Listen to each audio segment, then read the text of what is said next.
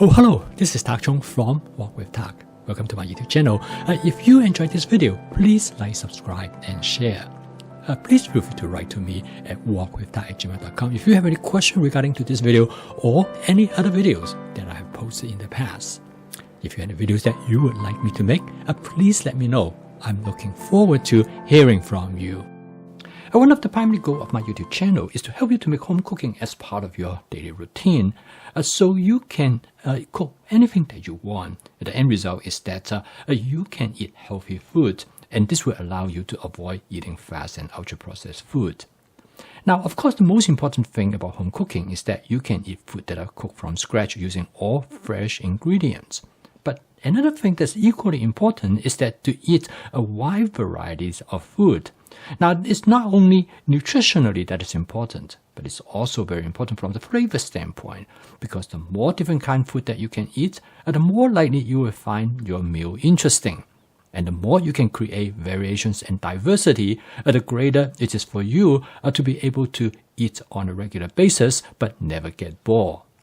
Now, in this video, I want to demonstrate to you how to make home cooking as varied as possible, and at the same time, to prepare dishes that with many different kinds of vegetables.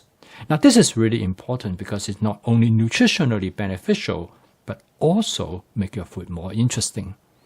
Now, to create diversity of ingredients in your dish, creativity is actually the important part, and that is what makes home cooking really fun and fascinating. Now, in this dish, I'm going to cook a small amount of bacon, and the reason was very simple, because my wife loves bacon. But the key is that I'm not using bacon as a main ingredient. Instead of, I'm using it as a condiment. And this will allow me to add flavor to a dish. And sometimes you'll be surprised, a little bit of variation can create tremendous interest in the dish. And at the same time, it will make the dish much more flavorful. Now, a small amount of bacon actually can do the good job. Now, bacon has many attractive aspects to it, and many people like the bacon. Partly it's because of its saltiness and the fat that associated with it. But the one thing that people really like about bacon is that you can fry bacon in such a way and cause it to become crispy in texture. So anytime you have a bacon sandwich, you probably notice that it's the crispiness that really attracts the people who like bacons.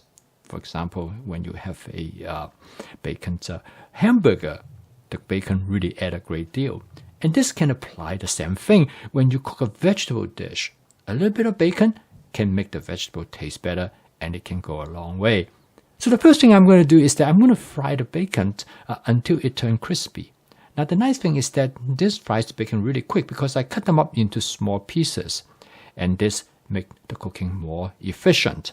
And at the same time, it will not affect your diet that much, but it adds a lot of flavor. And this is what is important. If you're going to cook for yourself, you better make your dish taste good. In fact, you want it to taste so good that nobody else can do a better job than you can.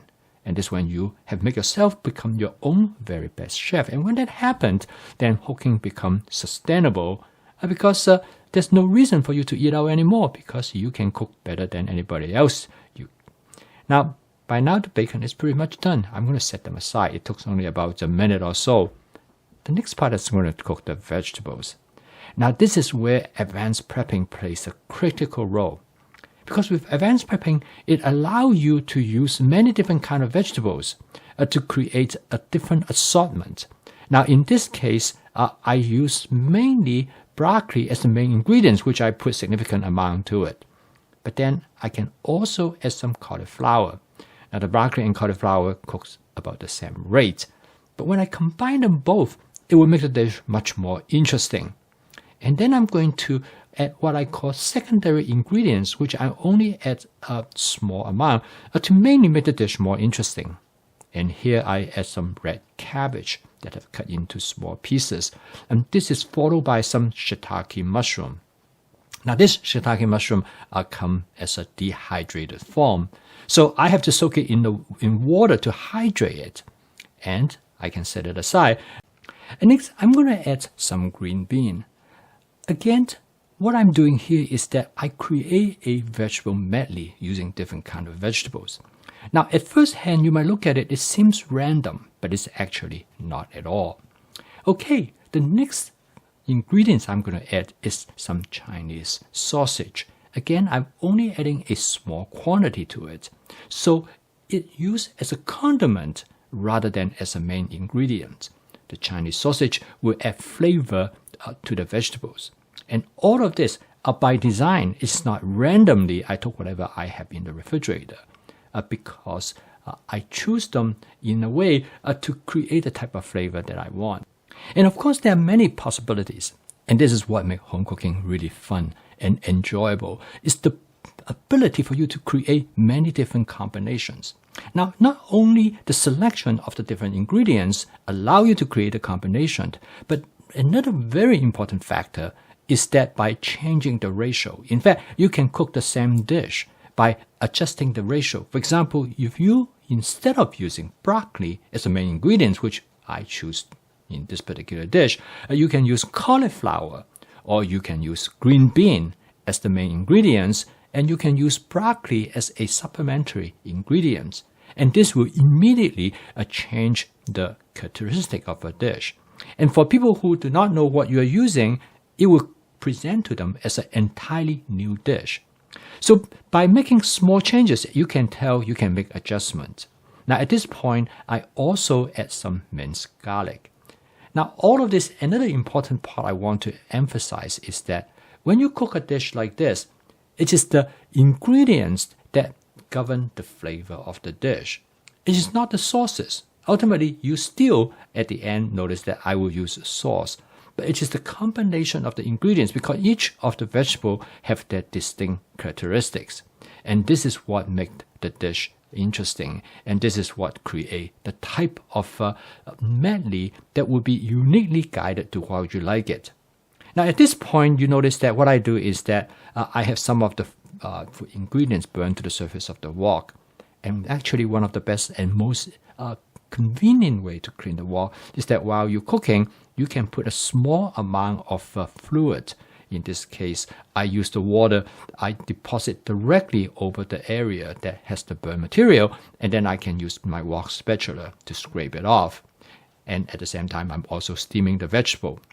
Now, the next ingredient I add is some tofu. Now, I love tofu and I particularly like fried tofu.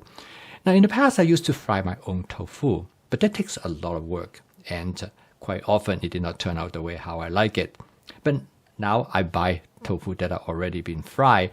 These are fried tofu which come in about the same size as a regular tofu, but it has been fried, so therefore it's much smaller.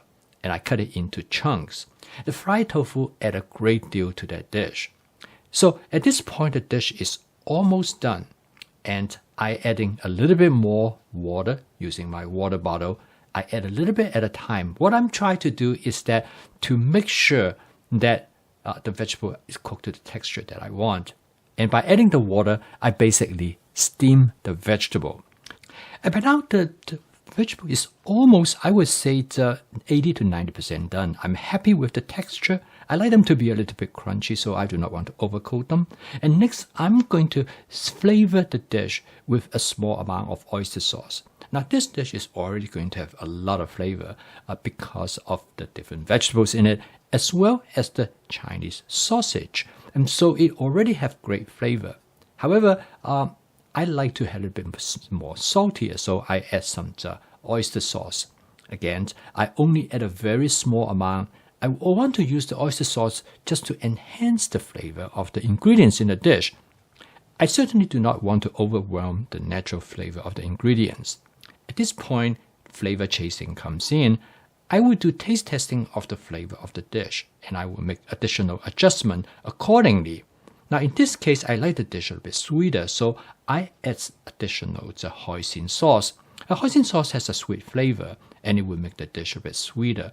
As you can see, I only add a very small amount of hoisin sauce. And the goal is that to enhance the natural flavor of the food ingredients. And this is actually what makes home cooking great, because you can control the flavor of your dish in exactly how you like it. Now, as you can see in here, it is the template-based cooking that play a role in allow you to cook this dish without any recipe, because you are familiar with how to stir-fry vegetables. And this familiarity allow you to cook many different kinds of vegetables together. And by knowing the property of the vegetables, you can add them in a specific order that you will like it. And then flavor chasing plays an important role, because by using different combinations of vegetables, you can create different textures, different flavors in the single dish. It will make your dish far more interesting than if you use just 2 or 3 kinds of vegetables. And of course, advanced prepping is absolutely essential, because without advanced prepping, you will not be able to cook this dish in about 8 to 9 minutes, because you will have spend a lot of time just to cut up all the different vegetables. But with advanced prepping, all the vegetables will be available at your fingertip, and you can pick and choose what you'd like to use in this dish. Furthermore, you don't have to worry about use all of it. Now, last but not the least is that I'm going to garnish the dish with some colored bell pepper. Again, make it more interesting. And then I'm going to add the bacon. I put it right on top of the dish. I can guarantee you the bacon will be gone as soon as my wife sits down. She loves bacon. But this makes the dish really interesting and enjoyable. I post a video each day to help you to make home cooking as part of your daily routines, so you can prepare a meal in less than 30 minutes. Use all fresh ingredients using my fast cooking system. It is important for us to be able to control what we eat, and it is necessary that for us to avoid fast and ultra-processed food. But if you can make home cooking as efficient as possible, and you can also make home cooking fun and creative, you will cook more often. And this is what makes home cooking sustainable that will last your lifetime. So keep on cooking, and I will see you tomorrow.